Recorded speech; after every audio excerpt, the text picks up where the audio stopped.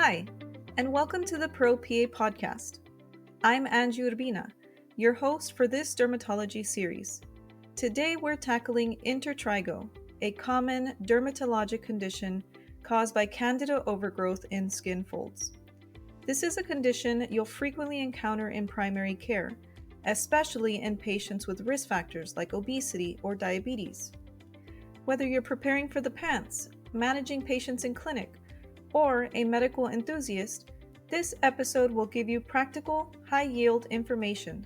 Let's dive in. First off, what is intertrigo? Intertrigo refers to inflammation in intertriginous areas, those warm, moist skin folds like the groin, under the breasts, axilla, or beneath the pannus. Candida species, especially Candida albicans, thrive in these environments when the skin barrier is broken down by friction, moisture, or heat. Intertrigo can affect anyone, but it's more common in obese individuals with deep skin folds, patients who have impaired immunity, such as in diabetes, and individuals with hyperhidrosis or those living in warm, humid climates. The classic clinical presentation is a moist, sharply demarcated, beefy red eroded patch with satellite lesions which are macules, pustules, or papules that extend beyond the main rash. Patients may also have burning, tenderness, and itching, which can be very bothersome. The diagnosis is primarily clinical, but if confirmation is needed, a KOH prep can be performed.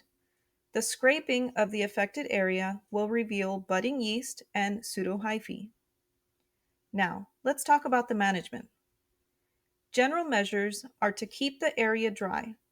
This can be done by using absorbent powders or changing clothing frequently. Another recommendation is to reduce friction by wearing loose-fitting clothing and using moisture-wicking fabrics. Treatment of the rash itself is with topical antifungals. First-line treatment options are either an azole, like clotrimazole or miconazole, or nystatin, which is a Candida-specific treatment option. Prevention is key when it comes to intertrigo, and this can be done by thoroughly drying the skin folds after bathing, using absorbent powders or antifungal sprays, especially in areas prone to moisture, and encouraging weight loss to minimize friction and moisture accumulation. Complications you'll want to watch for are secondary bacterial infections, which may cause purulence or cellulitis, and recurrence of the intertrigo. In cases of recurrence, you may want to consider underlying conditions like diabetes or other immunodeficiencies. Here are a few clinical pearls. Firstly, satellite lesions are key to distinguishing Candida intertrigo from other dermatologic conditions. Secondly, in incontinence-associated intertrigo, educate on the use of barrier creams like zinc oxide or petrolatum to protect against the contact irritancy of urine and stool. And third, address any underlying causes like diabetes, excessive sweating, or obesity for long-term management. All right, let's test our knowledge with a couple of questions. Question 1. A 55-year-old woman with obesity and diabetes presents with a rash under her breasts. The rash is moist, beefy red, well demarcated, and associated with small satellite papules extending beyond the main lesion. She reports itching and mild burning. What is the most appropriate next step in management?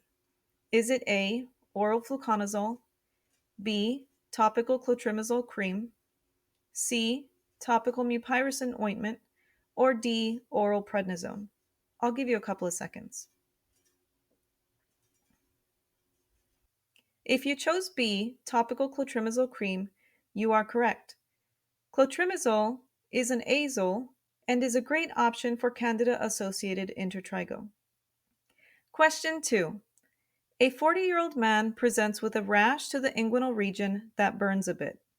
Physical exam reveals a moist, erythematous plaque that is malodorous and extends slightly onto the thighs with satellite papules. He frequently works outdoors in humid conditions.